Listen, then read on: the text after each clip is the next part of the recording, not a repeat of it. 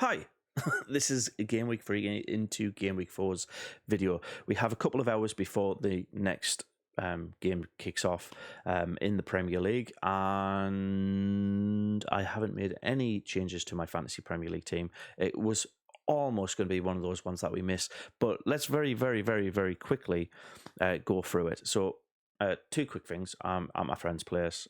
There's a barking dog, so if you hear a bark at any point, it's just on this one video. Deal with it. And secondly, my fantasy team last week did pretty well, above average, 3 points above average. But my biggest mistake, and I've got to call it out, really, haven't I? Is this Enzo Lafay on the bench? Like, I am going to stick with the rationale and justification in having him on the bench, in that he had only played a couple of minutes here and there in the previous two games. But since he started and he put in a performance like that, that is a huge consideration going into this week against Crystal Palace. But yes, that's a huge mistake. At worst, I've lost out on 10 points. At best, 6 points if I swapped out Matoma. But yeah, quick little run through. Arsenal played Liverpool, title contenders, 1-0 game, very, very tight. So the strikers in that game, Editike and Gyökeres on my team, didn't get many points, 3 points combined. So not great, but it did mean, because Liverpool went home with a clean sheet, Gyökeres and Virgil van Dijk did bring me up quite a lot. I think that's 14 points off the bat. So that's a really good, solid defensive game from Liverpool, their first proper defensive performance this season. So I'm happier with my justification of using Liverpool as a go-to. It's just if they keep having games like they did against Newcastle, where they're scoring loads but conceding at the same time, I don't want the Man City title winning approach, where as long as we score more than the other, I'd want more of a consistent one. So I might reconsider the back line, but this week was very, very good. Also, another good performance for a team was Chelsea. The inclusion of Cucurella and João Pedro again get me a combined 15 points. So Liverpool and Chelsea did me a very, very good job this week. But the biggest performances, I think, if you look at my squad, like the best 2 points, my best three players. João Pedro's messing that up, never mind. Enzo Lafay on 11 points, team of the week. João Pedro, team of the week. Virgil van Dijk and Roofs both on 8 points. Like, that to me is a solid selection for 40% of the squad. So we need to consider what to do with that. What I also do, by the way, is go through my league. It's called Giving a Go. If you want to join, it'll be in the description below. But we have a team with 62 points, rock bottom. They had the highest score this week, but because I'm not going to, if you've got a mag in your squad, I'm not going to shout you out. So unfortunately, Erwin, take the mag out of the squad, and when you finish highest on the game week, then I'll go through your team. But that accolade then falls to second place, 55 points. Ballard by Ryan Keefe. We have 3 really good performances.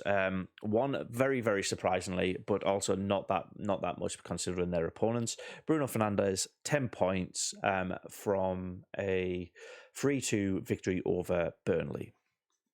Again, you'd expect Manchester United to have a much more solid performance against Burnley, but Burnley showing a good bit of fight and determination to basically claw themselves into this game and look actually at a really good Premier League side in that process, or at least to the other side of it, if you're being very, very critical, making Manchester United look absolutely terrible. But Manchester United walk away with 3 goals, 3 points, and 10 points on on the team for Ballard and Ballard. Also, yes, so you've got Mateta and Sarr bringing in 17 points from the Crystal Palace performance. Haaland is going to bring in points regardless. But yeah, 3-0 comfortable victory for Crystal Palace away from home at Villa Park. this week coming up again with Sunderland playing Crystal Palace, I've got to be a little bit conscious of that as well. So yes, shout out to second place Ryan Keefe, who's now first place because you chose no mags. Right. So yeah, okay, that's that. What I want to do now is look at playing a wild card. What is free here is make unlimited transfers, because I'm going to play this chip because, and it's one very, very clear reason, we have the transfer window come into effect. Like everybody's potentially moved. We're looking at a rejig of the whole team here. So nice and quick for this video. Ballard's obviously gone off injured. We can make 15 scheduled. I am actually just going to keep Roofs in, and I'm also going to keep Enzo Lafay in from Sunderland. So there's two Sunderland players still in there. Anybody else I want to keep in? I actually want to keep in Cucurella. He has been consistently performing multiple points per game. Chelsea having a good time of it. So yes, I'm just going to restore Cucurella. Then I'm going to get rid of Johnson. I might keep Gyökeres, but I think he needs 2 free performances in a row where I'm confident that he is going to pick up points, but also he played Liverpool last week. His chances were very, very slim and limited. So we'll see with that. Anybody else that I'm looking at? Not really. But what it does also let us do is have a look at all of the players across the board who are picking up points. So the most points are coming for Spurs and Arsenal in goal. You got a 5 million and a 5.5 million goalkeeper here, but then Pickford on 5.5, not having a mag, Sanchez. So if I'm going to pick a different keeper over Roofs, looking very, very logically at a Spurs or Arsenal choice here. Across the back line, this is very, very simple. Calaflori is a very easy choice to put in there. He's had fantastic performances week in, week out. I also really like how Gehi's performed, and the only thing is he's playing Sunderland this week, so hopefully he has a shit performance this week. But yeah, Gehi's looks solid pretty much at the back. Middle of the park, Semenyo I already had in, but he had a bad performance last week. Do you know what? Grealish is a really good shout. Moving to Everton might be one of the best things, because I think he's pretty much going to be starting pretty much every game this season. So if you think Everton's going to have a good performance, start Grealish. That's my kind of advice. Paqueta, I just don't like him as a person, so I'm not having him in my team. Tavernier, yes, please. Johnson has popped off. João Pedro, Edatike, I do really like both of those still. So it's my third choice striker. So I'm looking at 45 million for 6 players. Okay, so I think we're going to go with Vicario for the goalkeeper. That's 40 million for 5 players.